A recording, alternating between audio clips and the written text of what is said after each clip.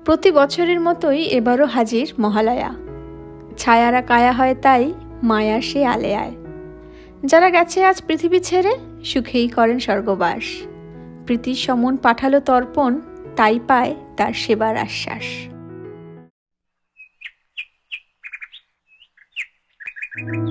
নমস্কার বন্ধুরা, কেমন আছে সবাই? আমি Priyanka and welcome back to our channel. বড়দের প্রণাম আর ছোটদের ভালোবাসা জানিয়ে আজকের ব্লগটা শুরু করছি।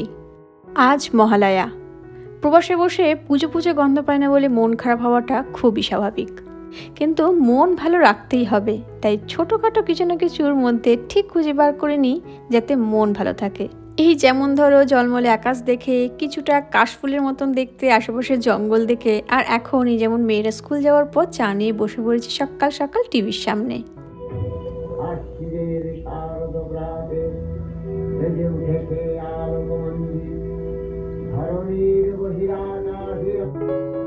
ছোটবেলার মতন ভোর 4টের সময় উঠে রেডিওতে আর শোনা হয় না মহালয়া, কিন্তু আধুনিক যুগের আধুনিক প্রযুক্তির দৌলতে ইউটিউবে সেই অতি পরিচিত কণ্ঠস্বর শুনতে পাই প্রত্যেক বছর। ব্যাস, এইটা শুনলেই যেন ছোটবেলায় ফিরে যাই।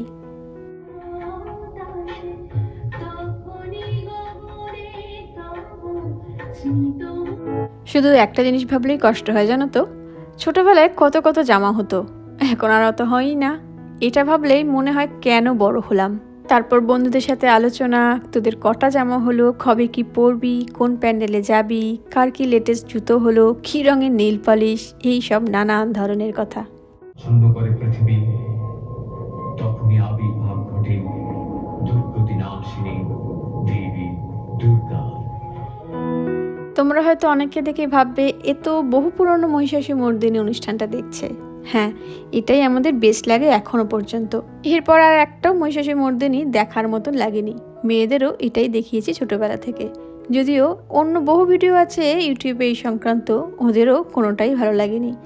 দেখতে দেখতে সকালে টিফিন করার সময় হয়ে গেছে। ভাগ্যিস রেকর্ডেড ভার্সন দেখছি, তাই যখন খুশি পজ করে কাজ মিটিয়ে আবার চালু করা যায়। ভাবছি আগে আমরা আমাদের আর আমাদের আগের সব জেনারেশনগুলো কতই না সোজা সরল জীবনযাপন করেছি। এইরকম অনুষ্ঠানগুলো লাইভ ছাড়া আর কিছুই দেখতাম না, যদিও লাইভ দেখার একটা আলাদাই মজা ছিল। ব্যাস, আমাদের দুজনের ওটস মিল্ক স্মুদি রেডি। এই হেলদি স্মুদিটা আমি শিখেছি মিঠুদির থেকে। ব্রেকফাস্ট মিটিয়ে আবার বসে পড়েছি মহিষাসুর বধ করা দেখতে।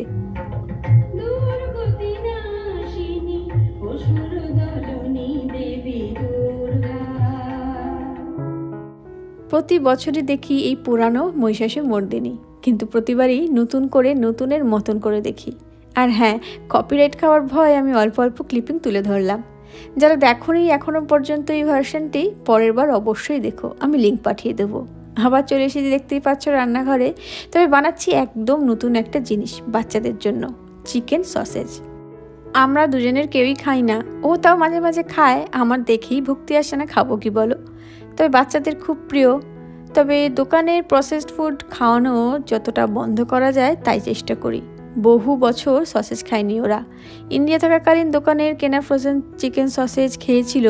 তারপর ভাবি ঘরে বানাবো করে, আর হয়েই ওঠে না, ভুলেই যাই। আজ মনে আছে, তাই ভাবলাম একটু ভিডিও করে তোমাদের সাথে শেয়ার করে ফেলি, কারণ খুবই সহজে বানানো যায় আর বাচ্চারা খেতে খুবই ভালোবাসে। কি করে করলাম একটু বলে দিই। চিকেন মিক্সড করে তাতে সব রকমের মশলাপাতি, লেবুর রস, নুন দিয়ে ভালো করে মেখে নিলাম। তারপর হাতে তেল মাখিয়ে এরকম করে সসেজের মতন শেপ করে নিচ্ছি। তারপর প্লাস্টিক র্যাপারে র্যাপ করে নিলাম। ইউটিউবে দেখলাম প্লাস্টিক র্যাপার আর অ্যালুমিনিয়াম শিট, দুই রকমের শিট দিয়েই বয়েল করা যায়।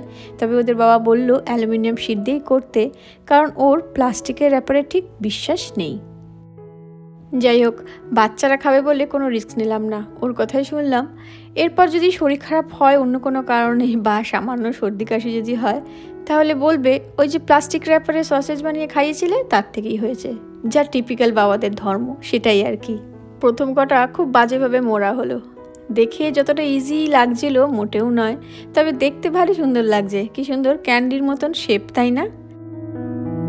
যাক বাবা, একমাত্র লাস্টেরটাই ঠিকঠাকভাবে মোড়া হলো। এটা একমাত্র ঠিকঠাক ক্যান্ডির মতন দেখতে লাগছে। ওইদিকে জল ফোটাতে দিয়েছি, এবার গরম জলে এগুলো দিয়ে দিচ্ছি। ফ্লেমটা মিডিয়ামে রেখে 10 মিনিটের জন্য ফোটাতে দেব। আমার মতে বাচ্চাদের ফ্রোজেন ফুড খাওয়ানোর চেয়ে একটু কষ্ট করে তাদের প্রিয় খাবারগুলো যদি এইভাবে বয়েল করে বা বেক করে বা এয়ার ফ্রায়ারে করে দিতে পারি তাহলে মন্দ কি বলো। 10 মিনিট পর গরম জল থেকে তুলে ঠান্ডা জলে রাখতে হবে আবার 10 মিনিটের জন্য। ঠান্ডা মানে কিন্তু একদম বরফ লাগবে। অ্যালুমিনিয়াম ফয়েলের রং চেঞ্জ হয়ে গেছে বলে ভয় পাবার কোনো দরকার নেই, কারণ গরম হলে ওটার রং চেঞ্জ করে, তাতে খাওয়ার সঙ্গে কিন্তু কোনো রকম রিয়াকশান হয় না। এবার আসল জিনিসটা দেখার যে ঠিকঠাক বাঁধন হয়েছে কিনা। বাঁধনটা ঠিকঠাক না হলে খেতে মোটেও ভালো লাগবে না। আমরা ছোটোবেলায় এরকম ধরনের খাবার তো খাইনি কখনো। এদেশে এসে সব দেখছি, জানছি, খাচ্ছি। তার মধ্যে কিছু কিছু খাবার বাচ্চাদের ভালো লাগে তাই করি। তাহলে কি ওদের ভাত ডাল খাওয়াই না? খুব খাওয়াই। আসলে আমাদের জেনারেশনের হয়েছে জ্বালা, না পুরানোকে বদলাতে পারি না নতুনকে বাদ দিতে পারি। বাইরে থেকে দেখতে তো ঠিকঠাকই লাগছে, তবে ভেতরটা কুক হয়েছে কিনা সেটা কাটার পরই বুঝতে পারবো। প্রথমবার বানালাম তাই অল্প করেই বানালাম, আর ব্রেড টোস্টের সাথে চিকেন সসেস দারুণ জমে, তাই খাওয়ার আগে এগুলোকে একটু বাটারে ফ্রাই করে নেব, ব্যাস জমে একদম ক্ষীর। এই পুজো আসলেই খাই খাই করে ওঠে আমাদের সবার মন, তাই না? তাই মহালয়ার দিন পড়তেই শুরু করলাম বাচ্চাদের পছন্দের একটা রেসিপি দিয়ে। এরপর হয়তো আরও করবো ওদের বাবার কোনো একটা ফেভারিট মেনু দিয়ে, তারপর হয়তো আমার। যাই করি চেষ্টা করব তোমাদের সাথে শেয়ার করার। তো এই হলো হোমমেড চিকেন সসেজের ফাইনাল লুক। কেমন হয়েছে দেখতে জানিও। সসেজ কোনো রকম নাকে মুখে ঢুকিয়ে মেয়েদের নিয়ে বেরিয়ে পড়লাম ডাক্তারখানার দিকে। নাকে মুখে কেন বললাম, কারণ ক্লিনিকে লাস্ট স্লটে অ্যাপয়েন্টমেন্ট নিয়েছি 3:50-এ, আর তিন্নি আসে স্কুল থেকে 3:20-তে। তাই কোনো রকম খাইয়ে বের করতে হয়েছে 3:45 নাগাদ, কারণ যদি 15 মিনিটের বেশি লেট হয় তখন অ্যাপয়েন্টমেন্ট ক্যান্সেল করে দেবে আবার। তো সেটা নিয়ে দুজনে কথা বলছিলাম। যদিও ক্যান্সেল করার আগে ফোন করবে, যদি ওদের মনে হয় কোনো ভ্যালিড রিজনেই আমাদের দেরি হচ্ছে তাহলে ওরা ক্যান্সেল করবে না। আর এই ক্লিনিকে যেতে লাগে মাত্র 10 মিনিট। আর এই ক্লিনিকটা আমাদের অরল্যান্ডো শহরের একদম পাশের শহর কিসিমি বলে ওখানে। আসলে আমরা অরল্যান্ডো আর কিসিমি এই দুটো শহরের প্রায় বর্ডারে থাকি, তাই এই দুই শহরের সুবিধাগুলো বেশ ভালোভাবে উপভোগ করতে পারি। তার মধ্যে মেইন জিনিসটা হলো এই বাচ্চাদের ক্লিনিক।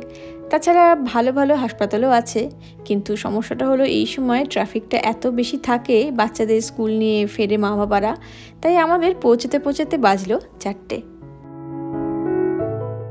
অলরেডি 10 মিনিট লেট, কিন্তু ভাগ্য ভালো ক্লিনিক থেকে কোনো ফোন আসেনি, তো তাড়াতাড়ি চলো হাজিরাটা দিয়ে আসি। এবার এই দুটোকে কি হবে রে তোদের? কিসের ভ্যাকসিন? ছোট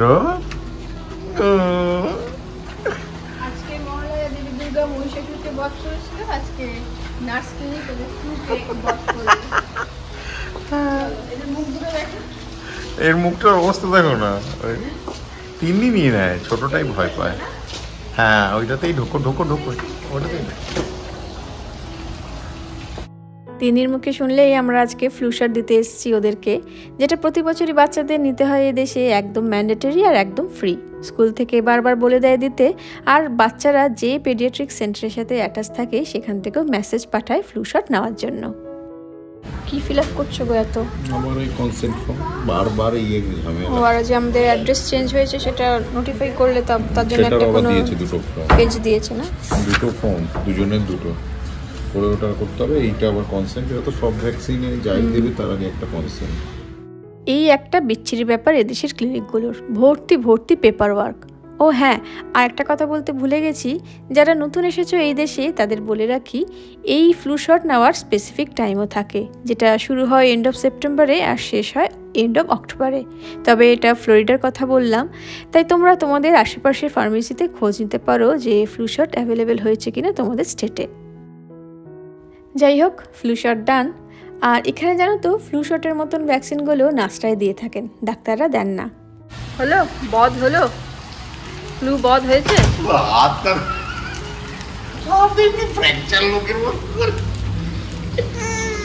কি হয়েছে তোর? কোন হাতে? বা হাতেই তো। এই তো হয়ে গেছে। হ্যাঁ দেখো তো মুখটা করেছে, দেখো। হ্যাঁ, এর থেকে তো তুই ভালো মশার কামড় তোরতে দৌড় বেশি লাগতো বলতিস। দাম তো এখানে বুঝতেই পারা গেল না, কি সুন্দর চট করে ঢুকে দিল। ভালো দিয়েছে। তুই আগে এমন কাঁদতে আরম্ভ করেছিস, ওরা ঘাবড়ে যায়। বাবু হাত না নাড়ালে কিন্তু ওরা স্টিফনেস থেকেই যাবে। তিন্নি বরাবর ভালো ব্রেভ আছে, ভালো ভ্যাকসিন নেয়। ঠিক দেখো একে দেখো আমাদের আরেকটা স্ট্রং গেল, এই যে হাত দেখো ইউনি করে রে নাড়া, ওটা যত নাড়াবি তত ঠিক হবে তাড়াতাড়ি। ঠিক আছে চলো। অসুরবধের মতন ফ্লুবধ হলো সত্যি এদের আজকে। আর এটা শুধু বাচ্চারা না, বড়রাও নেয় জানো তো। যদিও ওদের বাবা নেয় না, আমি নিয়ে থাকি। এটা নিলে প্রতি বছরই নিতে হয় আসলে। আর নেওয়ার পর শরীরটা একটু বেশি খারাপ লাগে, মাসেলগুলোতে খুব ব্যথা করে, তাই নেয় না ওদের বাবা। কিন্তু আমার না নিয়ে উপায়ও নেই জানো তো। স্কুলের বাচ্চাদের সাথে বেশিরভাগ সময় কাটাতে হয়, আর বেশিরভাগই থাকে অসুস্থ বাচ্চা, মানে সর্দি কাশি লেগেই থাকে। যদিও এটা নেওয়া মানেই যে ফ্লু হবে না সেটা কিন্তু নয়, তবে না নিলে যতটা বাড়াবাড়ি হওয়ার ভয় থাকে, নিলে ওই রিস্কটা থাকে না।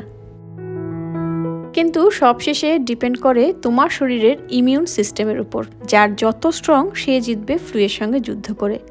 অবশেষে যদিও সবসময় গুড ভাইরাস জেতে ব্যাড ভাইরাসের বিরুদ্ধে। আমাদের শরীরের ইমিউন সিস্টেমের মতন যদি আমাদের দেশের ইন্টারনাল সিস্টেমটাও যদি এরকম স্ট্রং হতো, তাহলে কত ভালো হতো বলো তো। অবহেয়ার কেসের জাস্টিস পেতে না পেতেই আরেকটা 10 বছরের বাচ্চার সাথে এরকম কিছু হবে, আমরা কি কেউ ভাবতে পেরেছিলাম? জানি না কবে সুস্থ হবে আমাদের এই পরিবেশ। দেবীপক্ষ শুরু হয়ে গেছে, উনি দেখছেন সবই, উনি বিচার ঠিকই করবেন। এই আশায় থেকে আজকের মতন ব্লগটা এখানেই শেষ করছি। কেমন লাগলো কমেন্ট করে জানিও, আর ভালো লাগলে অবশ্যই লাইক আর শেয়ার করো। দেখা হবে খুব শীঘ্রই নতুন কোনো দিনে নতুন ব্লগ নিয়ে। সবাই খুব খুব ভালো থেকো, আনন্দে থেকো, সাবধানে থেকো, আর হ্যাঁ, পুজোয় অবশ্যই মজা করো। নমস্কার।